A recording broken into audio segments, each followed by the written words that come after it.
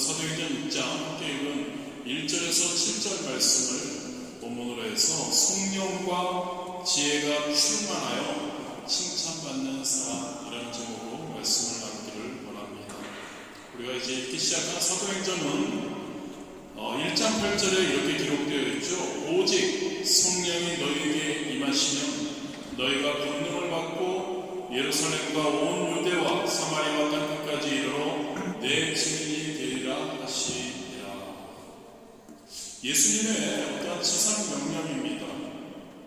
그리고 이 예수님의 복음이 사도들과 성도들에 의해서 예루살렘과 온 유대와 사마리아와 땅끝까지 전파되어가는 과정을 우리가 함께 읽고 있는 사도행전은 기록하고 있습니다. 이 과정에 따라서 오늘 본문이 속해 있는 1장과 7장까지에서는 예루살렘에서의 교회, 초대교회죠. 교회의 설립과 확장에 관한 내용입니다.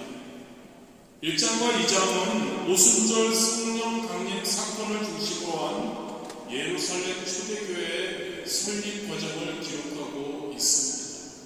그리고 3장에서 7장은 예루살렘 내에서 복음이 강력하게 선포되는 것 우리가 함께 읽었죠. 그리고 동시에 교회가 폭발적으로 성장해가는 과정을 기록하고 있습니다. 사실 예루살렘의 초대교회의 폭발적인 성장은 그렇게 자연스럽게 이루어진 것이 아닙니다. 예루살렘 초대교회의 성장은 외적, 내적 시련들을 그 교회가 극복하는 과정에서 이루어졌다는 것을 우리가 기억해야 합니다. 외적인 시련은 예수님을 십자가에 못 박아 죽이는데 주도적인 역할을 했던 유대의 정치적, 종교적 기득권 세력인 사내들인 대제사장들과 제사장들로부터 온 것이었고, 내적인 시련은 우리가 함께 읽었지만 아나니아와 삽비라 사건, 그리고 우리가 오늘 함께 말씀을 나누겠지만 히브리파 성도들, 헬라파 성도들 간의 그 갈등, 이러한 내적인 그러한 어려움 가운데서 성장하게 되었던 겁니다. 이 내용을 통해서 우리가 한번 살펴보기를 원합니다. 어떻게 할 때 이 예루살렘 초대교회가 크게 성장했는데 어떠하게 할 때 우리 파리스 모험교회도 이와 같이 성장할 수 있을까? 본문 3절 한번 제가 읽어드리겠습니다. 형제들아, 너희 가운데서 성령과 지혜가 충만하여 칭찬받는 사람 7을 택하라. 우리가 함께 읽어서 알고 있죠. 사도들 자신들이 맡고 있었던 그러한 구제와 봉사의 그 일을 대신해 줄 사람들을 택하도록 성도들에게, 초대교회 성도들에게 명령하는 장면입니다. 이 명령을 통해서 마침내 교회에는 집사 직분이 생겨나게 된 거죠. 2절에 보면 이 집사는 접대를 일삼는 그러한 자라고 기록되어 있습니다. 일삼는 헬라어로는 디아코네인이라고 합니다. 이 이야기는 먼지와 바람이 일어날 정도로 열심히 일하고 봉사하는 것을 의미하죠. 이 말이 바로 집사 직분을 가리키는 말이 되었습니다. 어쨌든 본문은 사도들이 제시한 집사의 직분의 자격 조건을 우리에게 이야기해 줍니다. 이런 자격 조건은 오늘날 교회가 집사를 세울 때 동일하게 적용되어야 한다는 것, 그러한 조건이라는 것을 우리는 주목해야 합니다. 그리고 궁극적으로 저와 여러분 모든 성도들이 추구해야 할 모습이죠. 3가지입니다. 사도들은 성령 충만한 성도를 집사로 택하라고 이야기를 하고 있죠. 여러분, 성령 충만한 성도라는 것은 무슨 이야기일까요? 하나님의 영과 함께 항상 교제하는 성도를 이야기합니다. 할렐루야.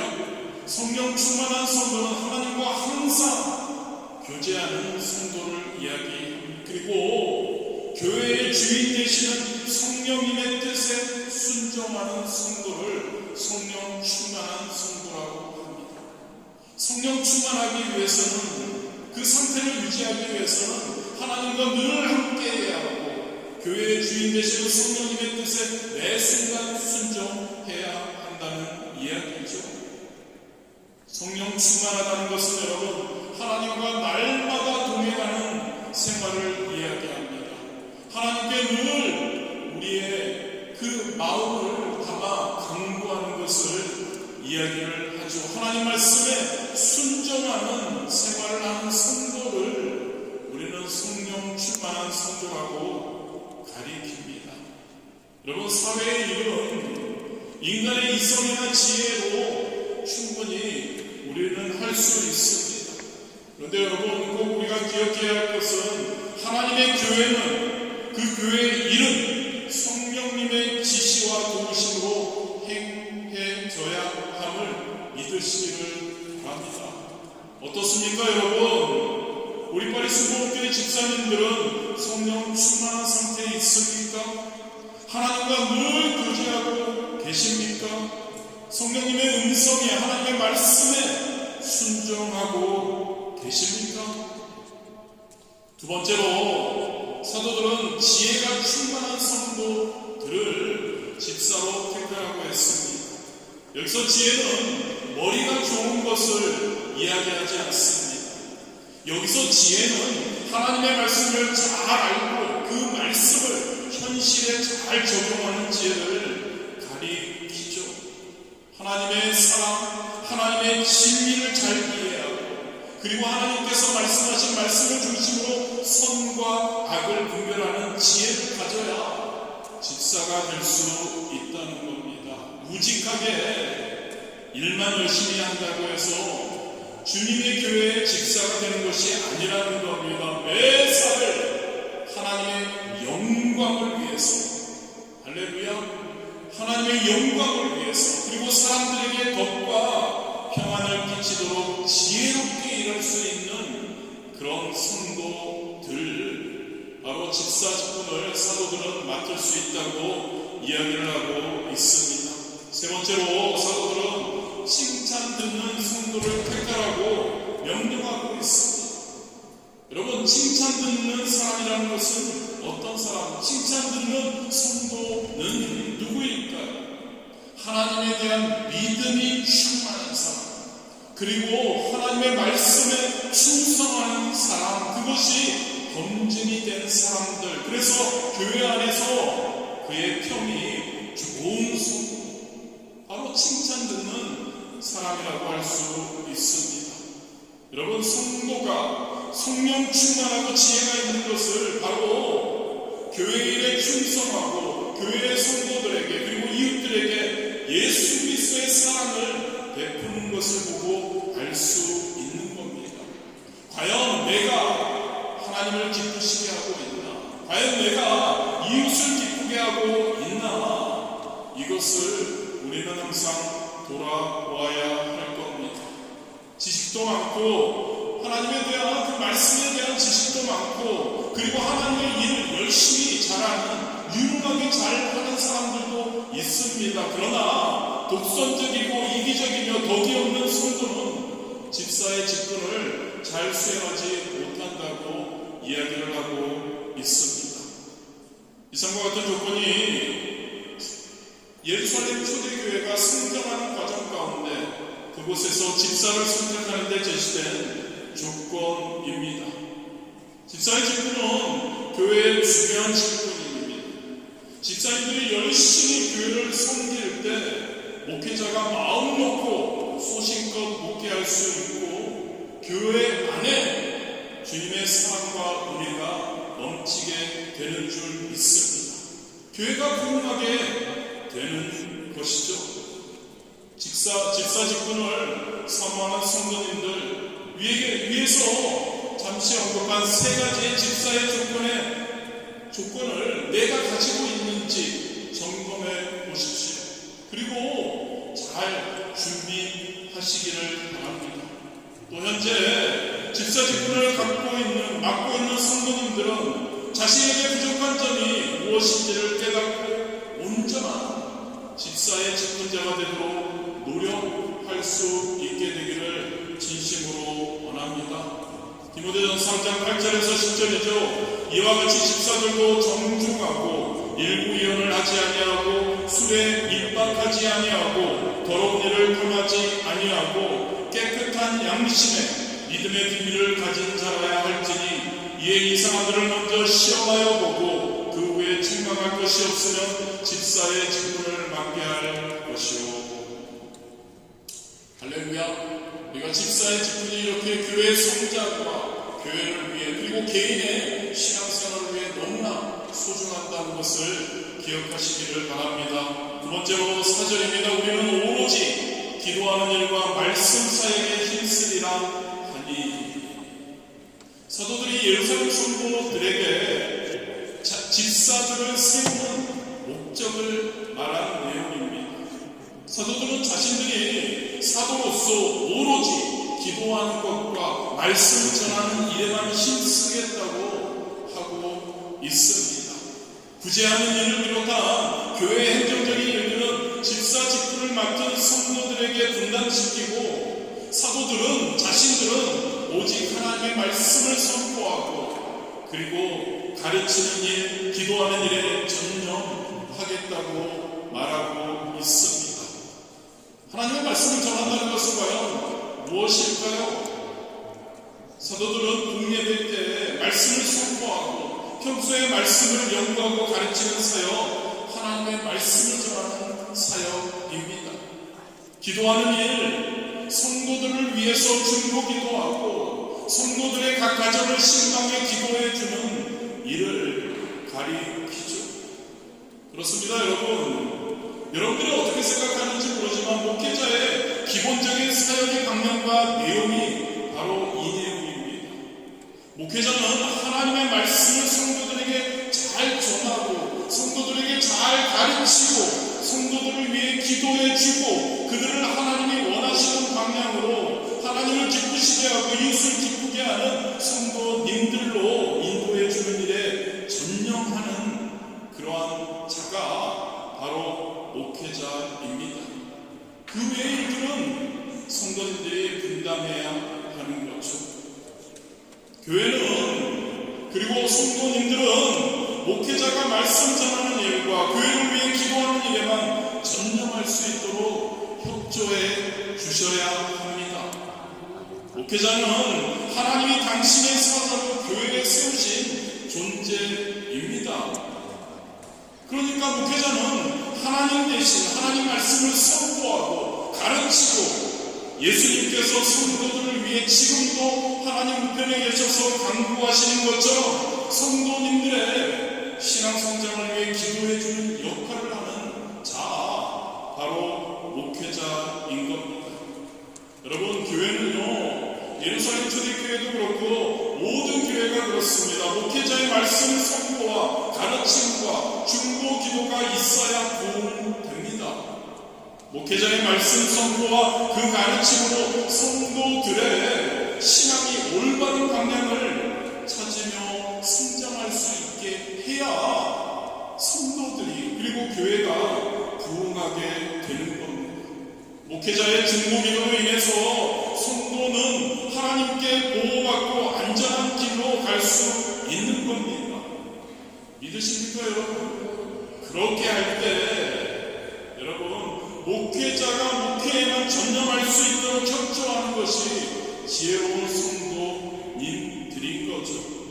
교회적인 행정적인 문제로 인해서 목회자로 하여금 근심 걱정을 하게 만들거나 다른 일에 그 마음을 빼앗기게 만든다면 손해는 목회자보다 성도들이 보게 되는 겁니다.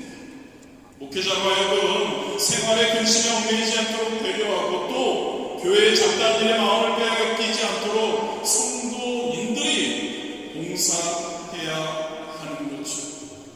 이렇게 목회자가 말씀과 기도 사역에만 전념하도록 해드리는 교회가 하나님 말씀 안에서 그리고 은혜 안에서 든든히 서가고 부흥하게 될 줄 믿습니다. 우리 교회가, 우리 파리 순복음 교회가 그런 교회가 될 수 있기를 진심으로 원합니다. 히브리서 13장 17절이죠. 너희를 인도하는 자들에게 순종하고 복종하라. 그들은 너희 영혼을 위하여 경성하기를 자신들이 청산할 자인 것 같이 하느니라. 그들로 하여금 즐거움으로 이것을 하게 하고 근심으로 하게 하지 말라. 그렇지 않으면 너희에게 유익이 없으리라. 7절 말씀입니다. 하나님의 말씀이 점점 왕성하여 예루살렘에 있는 제자의 수가 더 심히 많아지고 허다한 제사장의 무리도 이도에 복종하니라. 외적인, 내적인 그러한 문제가 있었던 예루살렘 초대교회, 이 집사들을 선출하면서 내적인 그러한 문제를 해결합니다. 그리고 사도들이 더욱 힘있게 복음을 전하게 되죠. 복음을 전하고 기도하는데 온전한 그러한 사명을 감당했기 때문에, 그리고 그 집사님들로 인해서 구제사역도 공평하게 이루어지게 되었죠. 그러자 결과이죠. 7절은 제자의 수가 더 심히 많아졌다고 합니다. 허다한 제사장 무리들도 기독교로 개종하는 역사가 일어났다고 이야기를 하고 있습니다. 여러분, 제자들은 어떤 사람들입니까? 바로 교회를 핍박하는 대제사장들의 부하들이 바로 제사장들입니다. 당시 예루살렘에는 18,000명 정도의 레위인들이 있었다고 합니다. 그리고 이들 중에 약 8,000명이 제사장으로 대제사장들을 도와서 성전에서 제사 드리는 일을 행했다고 합니다. 그런데 당시에는 구약 시대처럼 제사장들에게 제사 드리는 제물의 11조를 제대로 주지 않았다고 합니다. 그래서 제사장들이 가난에 시달렸다고 하죠.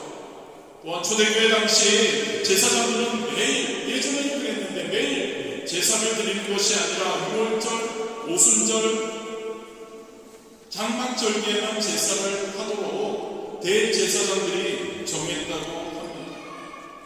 제사장들의 수입의 상태가 굶어 죽는 제사장들이 생길 정도였다고 하죠. 그런데 초대교회, 예루살렘의 초대교회가 제대로 서서 많은 사람들이 복음을 듣고 구원받고 또 구제사역을 열심히 했기에 유대교 제사장들 중에서도 기독교인으로 개종하는 자들이 많아졌다는 이야기죠.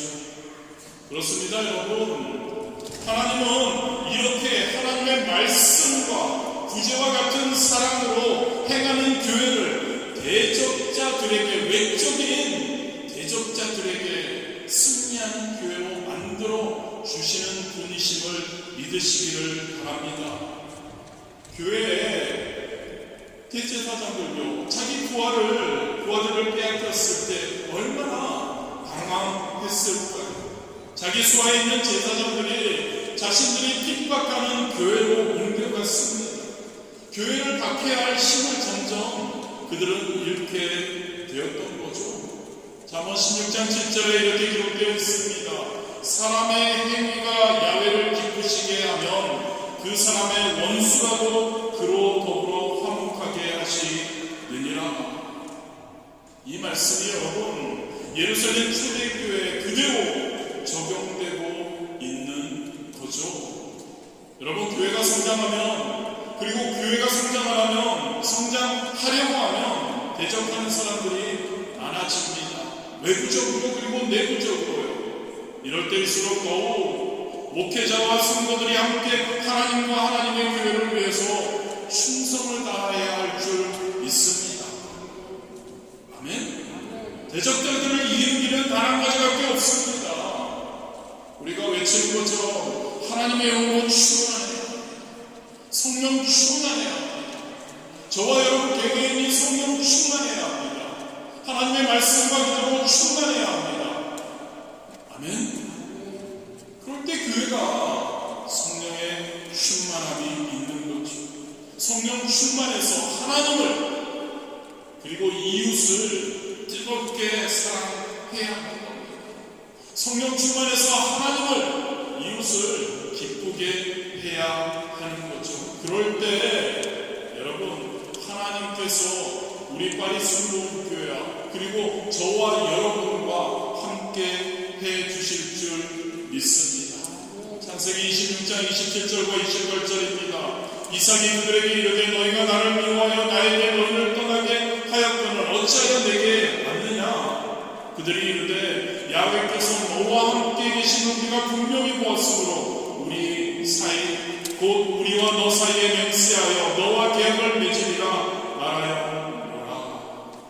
이삭이 하나님의 말씀을 순종하고 하나님의 말씀대로 사랑을 베풀었을 때 그때 바로 이 원수들이 대적자들이 그에게 하나님과 함께 하심을 보고 그들이 와서 서로 계약을 맺자고 말하고 있습니다. 말씀을 마무리하겠습니다. 여러분, 자칫하면 교회의 큰 예루살렘 교회죠, 분쟁으로 발전할 수 있었던 그 구제의 불공평의 문제 초대교회는 지혜롭게 해결했습니다. 집사들을 선출함으로써 교회가 더욱 성장하는 계기로 만든 거죠. 우리 파리 순복음교회도 벌써 한 달 반 전이죠. 올해 10월 초에 우리 집사님들을 세우려고 했습니다. 그런데 여러 가지 상황상 좀 더 기도함이 필요했고 그래서 다음 주에 우리가 귀한 집사님들을 세우려고 합니다. 저는 이를 통해서 예루살렘 초대교회가 여러 문제들을 해결하고 더 크게 성장했던 것처럼 우리 파리 순복음교회도 더욱 성장하는 교회가 될 줄 믿습니다. 또한 여러분, 교회는 그리스도의 몸임을 믿으시기를 바랍니다. 교회는 그리스도 예수 그리스도의 몸입니다. 그리고 성도는 그 예수 그리스도의 몸의 지체들입니다.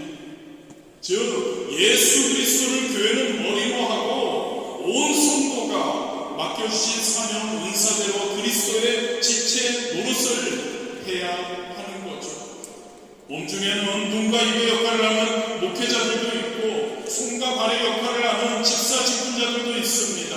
그리고 여러 종류의 사명을 감당하는 성도님들도 있습니다. 우리 모두 자신에게 맡겨진 은사 직분에 충성할 수 있게 되기를 진심으로 원합니다. 그리할 때 여러분, 우리 파리 순복음교회 부흥 그리고 그 부흥만이 아니라 저와 여러분 개인의 신앙적인 성숙함과 발전이 있게 될 줄 믿습니다.